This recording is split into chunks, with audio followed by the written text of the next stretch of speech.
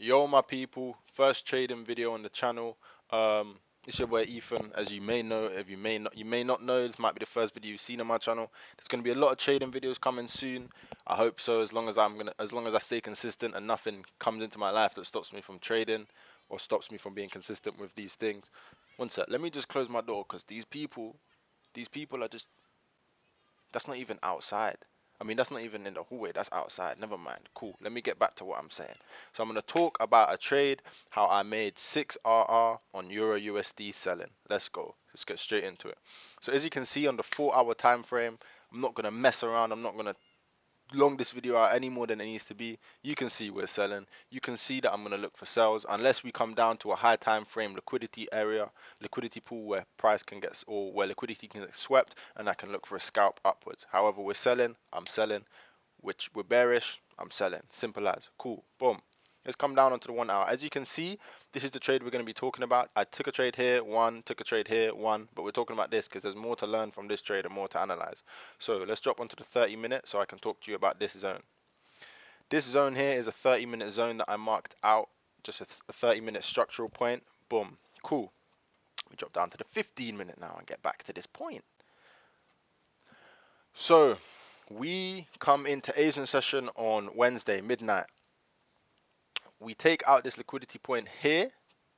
Doesn't really matter too much. However, we take this point out and break structure here, which is my first confirmation that we are heading down for the day and that I'm looking for sales on the day. Then we come into London session. We push down more in Asian session. Start of London session, we push up and we take out these Asian session highs. We sweep the Asian session high here, as you can see, which is why there's a liquidity sweep here. Boom. We take that out. However, I am not looking to get on that first, to get in the trade on that first liquidity sweep, due to the fact that we have this 30-minute structural point up here that can get tapped into. So I'm patient. We come down during London session and we push back up and internally sweep this high. Even though this isn't London session high, we take a sweep of liquidity here. Let me get rid of this 30-minute zone so you can make sense of this and it's not too cluttered.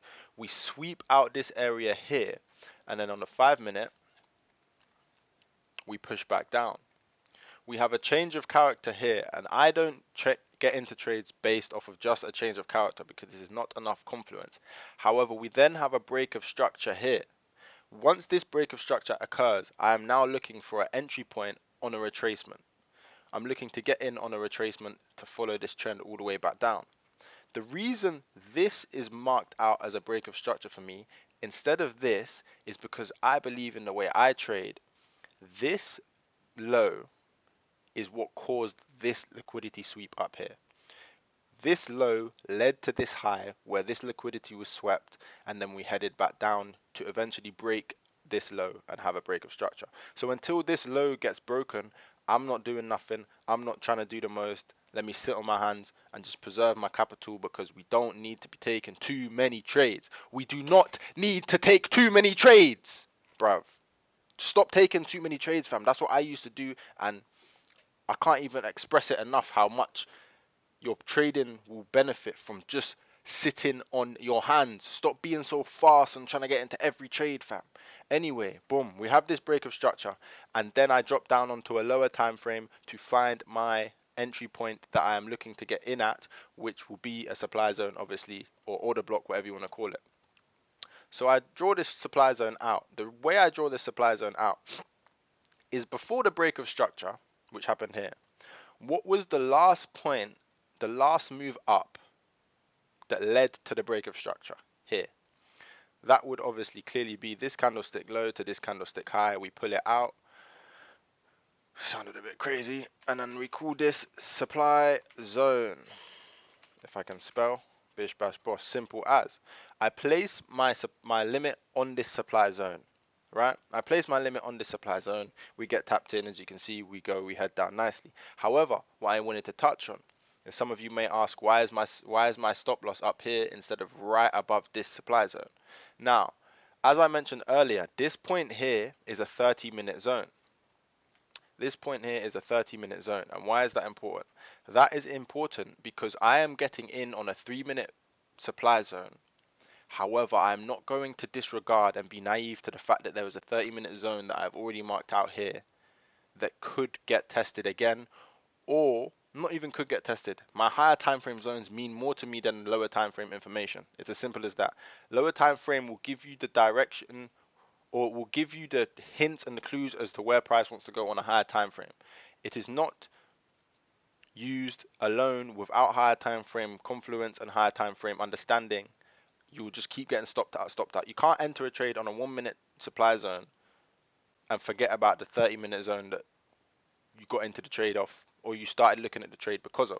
So because of that, as you can see here, this 30-minute candlestick right here, this one right here, this precedes, I don't know if that's the right word to say, this was the last candlestick that violated, or this wick violated this 30-minute zone, obviously, even though it pushed down and came through. This high here is slightly above this supply zone here, and this is a 30-minute zone. So what I'm going to do is, let's drop back down to the 5-minute, and I'm going to cover this 30-minute zone and that 30-minute wick, as you can see over here, with my stop loss, because it is a 30-minute zone and a 3-minute supply zone. What is likely to happen? We might get stopped out if we only use lower time frame analysis. Now, some of you might look at me and say, "Oh, that's not really your trade. You're trying to cover too many zones." No, I'm confident enough in this trade because we've got this one liquidity sweep, two liquidity sweep, three liquidity sweep to the upside, giving price all the fuel it needs to go wherever it wants to go. On top of the fact that I am confident, as we've had this break of structure here, this break of structure here, telling me that we are heading down for the day. Now, I also only got into this trade with 0.5% risk due to the fact that I believe, if I can remember correctly, let's go on to the 1 hour. I'm talking about this trade here. If I come over, I believe on the 4 hour, we had just come down. We had just passed this area here. And I was worried that this area here, let me mark it out with a line and come back to it over here. I was worried that when we came down to this zone, we would sweep liquidity and head up, which we did. We swept liquidity and headed up. But we came back to this 30-minute zone. So that's why I traded this, or I entered this position with 0.5% risk, because I was understanding that we just swept liquidity on a 4-hour time frame. So there's a chance that price decides to head back up. And I said, cool, I'm willing to take a 0.5% risk, knowing that there's so many confluences for me to get into this sell, but not being naive to the fact that there's also a reason why price might go bullish. Anyway, we get into the trade, bish bash boss. Told you why I put my stop loss where I did, and we hit for a nice 6.29 RR. I believe that is that day 172.09. So yeah, I must have got out at about there. That's what makes sense in terms of my, I don't know if you can see my MetaTrader. No, you can't really see. I'm not gonna sit there stressing trying to get that to focus. But yeah, we made $172 on the 5K on a 5K account,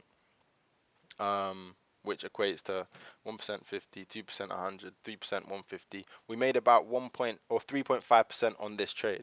So that must mean I got out a little bit later. However, yeah, that's how I made 3.5% on Euro USD, catching a 6 RR, 6.5 RR, 7 RR, something like that. I'm out.